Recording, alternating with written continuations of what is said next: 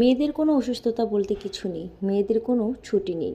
মেয়েরা যতই অসুস্থ হোক না কেন, মেয়েদের মনটা কিন্তু পড়ে থাকে ওই সংসারের দিকেই।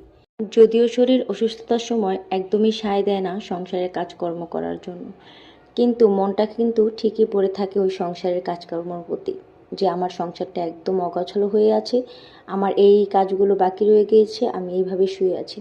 বিশ্বাস করেন, অসুস্থতা হয়ে মেয়েরা কখনোই পড়ে থাকতে চায় না, তারা সব সময় চায় সংসারের কাজকর্ম করতে।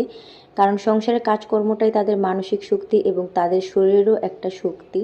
তো কোনো মেয়েই চায় না যে আমি একটু শুয়ে বসে কাটিয়ে দিই বা একটু শুয়ে বসে থাকি। হ্যাঁ, অবশ্যই শুয়ে বসে কাটিয়ে দিতে ইচ্ছে করে, বাট ওই যে সংসারের দিকে যেন মনটা পড়ে থাকে।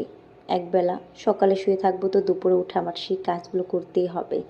তো এইভাবেই হচ্ছে মেয়েদের জীবন যায়, আর এর জন্য কিন্তু মেয়েদের কোনো ছুটি নেই। মেয়েদের কোনো ছুটি নেই, মেয়েদের জীবনে কোনো বন্ধ নেই, মেয়েদের জীবনে কোনো বেতন নেই। বিনা বেতনে সারা জীবন মেয়েরা অক্লান্ত পরিশ্রম করে যায় শুধুমাত্র সংসারের জন্য, শুধুমাত্র স্বামী এবং সন্তানদের জন্য। কিন্তু দিন শেষে মেয়েদেরকেই শুনতে হয় যে কী এমন করো সারাদিন। এই কথাটা আসলে অনেক কষ্টদায়ক একটি কথা।